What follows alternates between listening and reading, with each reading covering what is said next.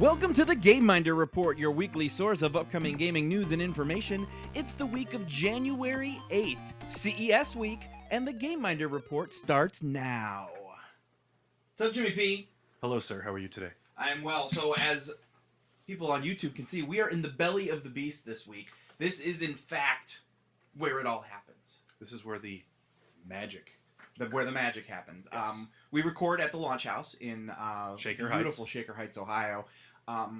They're moving some stuff around up front, so we decided to just go ahead and record in the office. For anybody out there who watches our interviews, you may notice that this area is usually shot straight on from the computer here.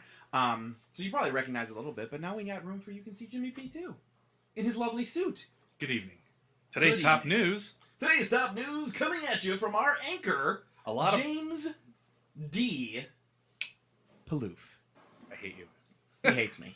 So anywho, what is going on this week? Well, I think a lot of plastic and metal is being fused together and sold. Holy cow, man. We all thought it was going to be crazy that there was going to be a console in the Ouya going up against, the likes of the Nintendos and the Microsoft. Oh yeah, there it is. It's right there.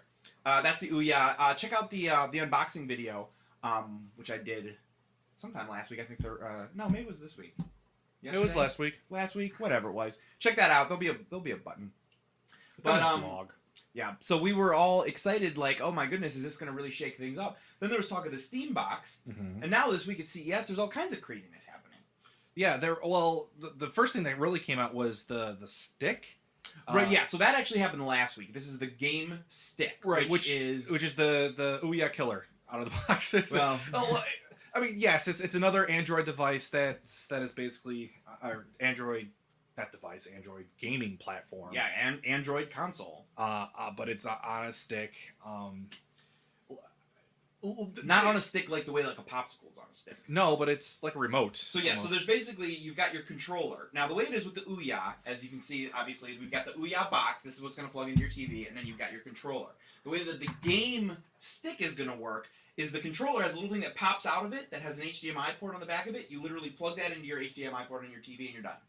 That's your Game Stick. And it is also, like Ouya, it is Android-based. I believe they're going to have their own App Store ecosystem. They wouldn't... Well, so wait, let's take a step back. Is Ouya tapping into Google Play and all of that? Negative. Okay. Ouya, you will buy and play Ouya games from the Ouya store. Okay.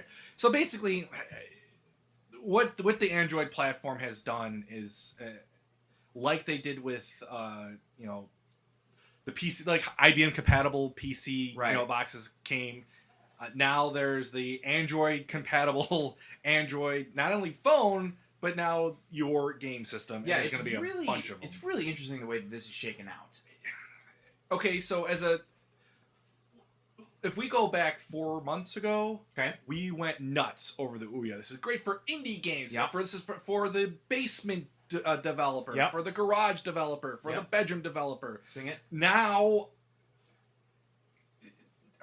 with too much things, it's like now what do we do? No, it's not now what we do. It's like, okay, where am I playing Bejeweled? Am I playing on this? Am I playing on that? Right. Does it matter anymore? I'm done. Well, see, and that so this leads directly into the next thing that I wanted to talk about, which was NVIDIA's new thing, Project Shield, which is basically halfway between Ouya and Game Stick, but mobile. So it's like a full, almost like Xbox 360 controller, with all the accoutrement that comes with that, with a flip-up screen. Okay. And as I understand it, basically it's going to also play Android games. Sure. But these ones are actually going to come from the Google Store, I think, from Play. There's so much news coming out this week, it's hard to keep up. But, okay, so the handheld hardware includes a 5-inch 1280 by 720 HD retinal. Remember the L, so that Apple doesn't sue them for the Retina display. Multi-touch display hinged atop the controller. We'll have links to this in the show notes, obviously. And it's not only going to play those games, which I believe you'll be able to install directly on the device, but I think you can also attach it, sync it to your PC, and then use it to play PC games. Project Shield. Handheld can download Android games from the Google Play and now the Tegra Zone Game Store, and also wirelessly stream PC Steam games. So, okay, so yes, it'll be able to stream the game to the screen that's on the thing while you're playing it. You know what this seems like to me? Tell me. This seems like, remember when it wasn't, I don't want to say Tiger Direct, but it was Tiger.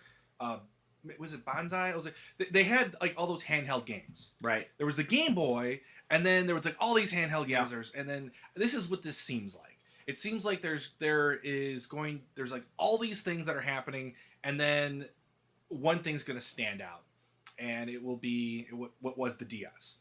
The DS basically took over handheld gaming. Sure. Everyone went away. Yes, PlayStation came back, but has failed twice. The Vita, whatever, PSP, whatever. Yeah. I think this is going to be the same thing. I think this is going to be everyone's going to come to the race, and then someone's going to show up in the Corvette and just blow everyone away, and that's it. And I don't know who it's going to be. Right. But as far as right now, I would not put any. I'm not going to put any of my money in anyone's hat right now.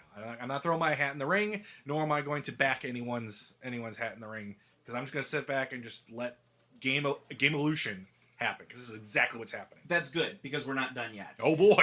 Yeah, that's right. But wait, there's more. But wait, there's more. What would you expect to pay for the Razer, who has now announced, Razer, of course, for gaming computers, yes, announces the Windows 8 tablet. That's a laptop. That's a console. That's a portable gaming system. From Razer? From Razer. Now, Razer's already expensive. Yes. So, and it's all of that? All right, so here, let me tell you. Base model equipped with an Intel Core i5 processor, NVIDIA GT640M LE GPU, 4 gigs of RAM, 64 gigabyte SSD. The Razer Edge Pro comes with an upgraded Core i7, NVIDIA 8 gigs of RAM, 128 or 256.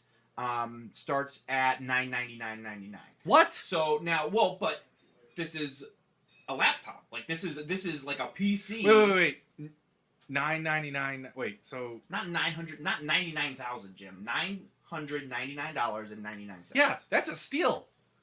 I thought that was like for at least in Razer's mind. I thought the base model 16, big model 2000, easy. Oh, okay. That's what I was thinking, because Razer that stuff just shows you how much I'm not in the market for like PC gaming systems. Well, I was basing it off of like, okay, what's the top of the line MacBook Pro going for right now? Oh, yeah. Well, yes, but I think this is actually probably closer, at least in specs. I think this is probably closer to like a MacBook Air than it is a MacBook Pro. I mean, maybe not on the graphics side, but the right. So you think you add another $400 for the graphics? Yeah, I guess. But it's also got a touchscreen. Yeah, it's kind of half laptop, half. Which is why, and throw on the Razer name, which in the gaming peripheral world that holds just as much weight as Apple does for their stuff. Like that's what I was thinking. So when you're saying $909 a grand, yeah, that's okay. Fair enough. I mean, again, this is not something that is necessarily in my wheelhouse, but it is a Windows 8 device. Yeah, you got to think about this. It's not a tablet. It's a laptop. But it is that. But it's a laptop convertible. Right. It's not a tablet by itself. Yeah. So it's more powerful than a tablet. More powerful than a speeding tablet. So it says, okay, so this is coming from Kuchera's article. I spoke with the Razer CEO, Min Liang Tan, about the device and the possibilities. You can play any PC game out of the box. It is powerful as a regular desktop gaming PC. Load up Steam or Origin and download any of your PC games, and it runs out of the box at incredible frame rates. But can it play Crysis? Probably. Maybe not well. But yeah, I mean, honestly, here's kind of what you were talking about.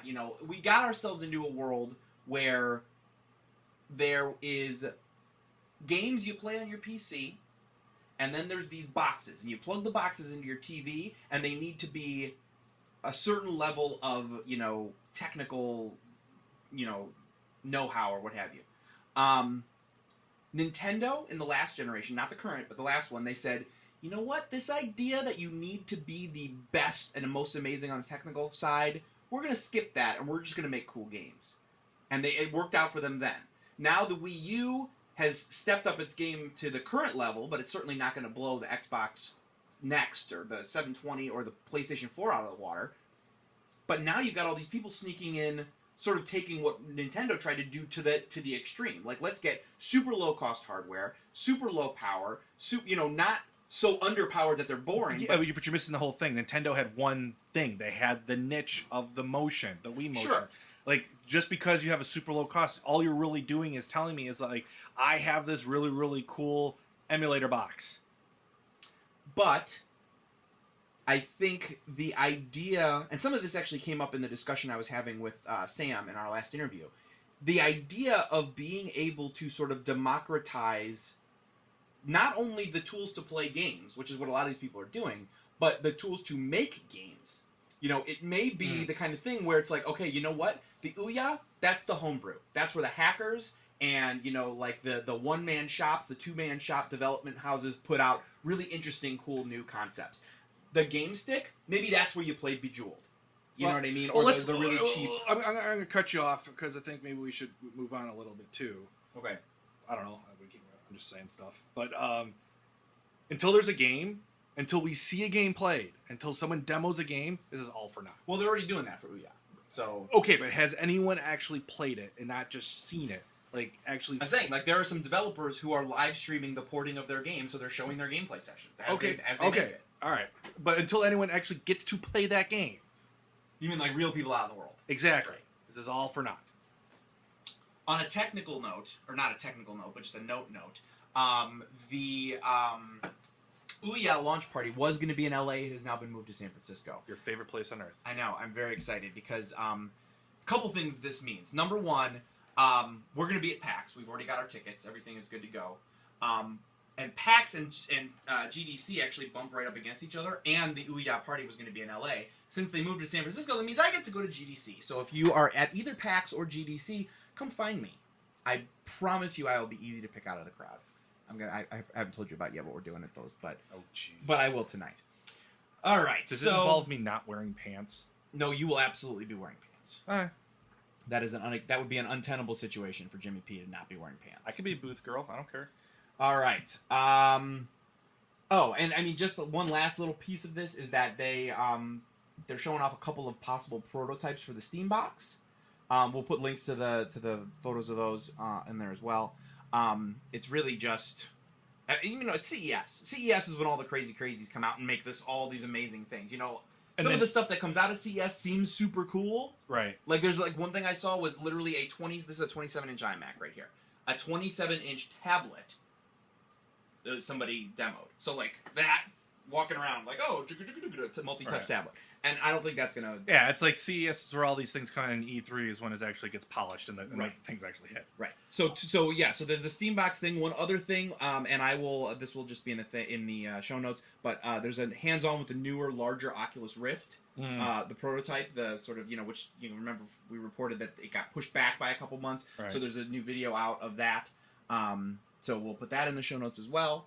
What was a 4K TV. Vizio's got a 4K TV now that they're going to be selling this year. So, I mean, just the march of technology. It marches on. But you know who's not going to be at any of these? I do. THQ. I don't think they can even afford that. I know. Poor THQ. The company confirmed bids of THQ's assets will be accepted until January 22nd. So if you want to get in on anything THQ, you can do it. Actually, and it's gotten so bad that it's gotten to a blurb on the USA Today. So it's not even like a gaming news. It is news. It's news for the real people out in the world. Which is too bad. It is too bad. I mean, but you know what? You can't say they didn't try. No, I mean they had Mortal Kombat. Saints Row, did well for them. I wonder what they're going to do with the South Park Stick of Truth, because I know that... right. Because Trey and... I always forget the other guy's name. Trey Parker, Matt Stone. Matt Stone. They came out. Remember, they were introduced in E3. They did a presentation of this game. Yeah. So... What was the last word on it? Do we know? They said it was going to come out, but did they say around when? I believe it was supposed to be the fiscal quarter around March or April. Q1 of their fiscal quarter, which is March or April. So we'll see who picks it up if it goes anywhere. Interesting. All right. Well, we'll miss you, THQ. You made some good games. Bye. All right. So just real quick, I did mention PAX. You can't get tickets for PAX anymore. They sold out in like a minute. So that's done. GDC, however, if you're the type of developer who wants to go and sort of hobnob with other developers, GDC is still coming. That is March, I think 25th through 29th. But some of the other news is that RTX tickets went on sale this week. So if you're looking to get your tickets for RTX 2013, that's in Austin, first weekend in July. Those just went on sale this week. And it wasn't actually that hot for being the first weekend in July. It was 96 and humid, Jim. Dude, I'm trying to help them out. But it was 4 in the morning and it was like 90 degrees. I don't think that people need to be talked into going to Austin, Jim. It's weird. Austin is a pretty cool town. Doesn't matter how hot it is. It's a pretty cool town. It is. And frankly, you know, we've said it before. We had a great time at RTX. Last year, I believe the final numbers were somewhere in the 4,000 to 5,000 people range. And I know they're expecting it to be bigger this year. So I don't know what level they're going to sell out. But if you want your tickets, I would definitely hop on those as soon as you can. Yes. All right. So, you know, there's a couple things I wanted to mention. I'm going to mention this game again, but I actually wanted to read off some of what is going to be happening with this game because I was so excited about it. And that is, it's a Lego game. It's a superhero game. It is Lego Marvel Superheroes. That's right. Announced, I think, either today or yesterday. I'm pretty sure it was today. So I thought it was going to be Lego Dead or Alive Beach Volleyball. Now you got me thinking. Although a Lego fighting game would be kind of fun. A Lego fighting game would be kind of fun, like, you know, like knock the heads off, and pieces flying everywhere. Yeah. But you know, we actually talked about this game because when I played Lego DC 2 or Lego, who is it? Not Batman. Lego Batman 2 DC Superheroes. That was the game that I played, and I said, you know, I mean, I like these guys, but I would really much prefer a Marvel Universe Lego game. We pontificated a bit about like, oh, well, with licensing, I don't know, it's a Warner Brothers thing, and that's DC, and blah blah blah. Turns out they worked it out. You know, confirmed characters. First of all, they've said pretty much every Marvel character is going to be in there. But confirmed, we've got a bunch of the X-Men, including Wolverine. We got Thor, Spider-Man, Hulk, Captain America, Iron Man, Black Widow, Hawkeye. You know, so basically everyone from the Avengers is going to be in there. Plus all the other, like a bunch of the X-Men, Spider-Man, all that kind of stuff. So I'm very excited to see what they do with this. Right. Especially because the way that they got innovative with a couple of the powers in DC superheroes was awesome. So things like Nightcrawler, I'm wondering how they're going to do the sort of like teleporting or the web slinging for Spider-Man, how they're going to actually do that. Because other games have tried it, and I don't know that any of them have really hit it yet. I was also worried about how they were going to do Superman flying in the DC one, and that worked out great. So I have every faith in the Traveler's Tales. TT Games. So that should be pretty good. All right. Right on. All right, so anything else news-wise, or should I just talk about what's coming out this week? That's all I had. Alrighty, so coming out this week, only a couple. We got DMC Devil May Cry, and Sniper Ghost Warrior 2. Okay. Obviously, you know, it's January. Holidays just ended. We'll probably start ramping up more interesting releases as we move into the spring. But something that you guys might have also noticed is that we finally started adding games again. There was a big chunk there, like from when the iTunes shutdown happened all the way up until about a week ago, we were still in sort of like scramble mode to try and get GameMinder up to snuff. We finally now crossed that threshold where we can start adding games again, so you'll notice this week a few more started to show up. Was there one of those that grabbed your attention, Jim? Yeah, the Phantom Pain. It was originally announced during the Spike Video Game Awards. And, okay. It's by an entity called Moby Dick Studio, which was just established in like October, November. People are thinking, because there was some sort of like hint of Solid Snake, that this is going to be the next installment of the Metal Gear franchise. Interesting. There's some viral marketing going on right now, I believe, almost in tune to how what viral marketing was back. Like when Halo first came out, and there was that, what was that site called? It was like I Love Bees. I Love Bees. Yeah, I think they're going back to that, and they're really making people guess. And so it's another game where someone awakens from a coma, and they don't know who they are. But that's the game, the Phantom Pain. Right on. Cool. Well, actually, I already mentioned Lego Marvel Superheroes, and that is my main pick of the week. But I would be remiss if I didn't mention that one of the games we put in to test was Halo 5. Yes. One of the coolest things about the new version of GameMinder is that in the previous system, we were really we tried to be as diligent as we could about not putting games in that were just rumored. We wanted an actual press release from a developer saying, yes, this game existed before we would put it in. And that was for several reasons. One, once we put a game in and attached it to a platform, we couldn't really take a platform off. We couldn't add platforms later, at least in a way that would make sense for people who were trying to follow that game. But the new system supports all that kind of stuff. So as a result, we can actually put games in now that have no platforms confirmed and just pure rumors. So we tested that with Halo 5. Now, obviously, we know where Halo 5 is going to go, but we wanted to test it with a game that was a big game that we could put in there. We don't know where it's going to go. That is a good point, Jim. We actually don't know that. Yeah. It's going to be Xbox of some flavor. Right. But it may be 720 only. In fact, it's probably a pretty good bet. It sounds like this is happening with that Halo 2 thing where they were trying to keep Halo... They let Halo 2 come out right before the 360 came out, and so you could play the Halo 2 on the Xbox or the 360. Remember there's that whole... I do remember that, but I think this might be different because I think this is going to be more... I think Halo 4 is Halo 2 in this scenario. I don't think Halo 5 is Halo 2. Halo 4 is the one that came out. It's the swan song for the 360. People are going to be playing it for another year. And then the next one that comes out, I think they'd be fools to try and release it on the old hardware because the new hardware is going to be coming. That was another thing I'll link to is that now I think, confirmed is a relative term, but I've heard that there is at least a tentative confirmation that the 720 will be in fact announced at E3 this year, officially. When shipping, nobody knows, but I would love to be there, but if that's the case, I don't want to be anywhere near E3. Yeah, it's as fun as that was. As fun as it was, it was fun. As much as I was complaining about it, it was really fun to be there and meet a bunch of people. But if it was one thing when Nintendo was announcing something new that they had already announced at the E3 before, they were just displaying it. Having Microsoft announce something, probably Sony as well, and having it actually there, not just announcing it, I can just only imagine the mess of cluster it's going to be. Oh yeah, it's going to be interesting for sure. All right, well I think that is going to do it for the GameMinder Report this week. If you enjoy what we do, why not subscribe by hitting that button that you see right there. We've got all kinds of fun videos. We got some Ouya unboxing videos and interviews we do as well. And you can always subscribe from the buttons on GameMinderReport.com as well. And to view the show notes for this episode or to follow any of the games mentioned today, don't forget to visit GameMinderReport.com/31. 32, I think, actually. /32. And don't forget to follow GameMinder on Twitter or Facebook or get the app for your iPhone or Android phone. And finally, don't forget to buy all your games through the website or app or even pre-order them. Every game you pre-order or purchase helps support this show and this service and this suit.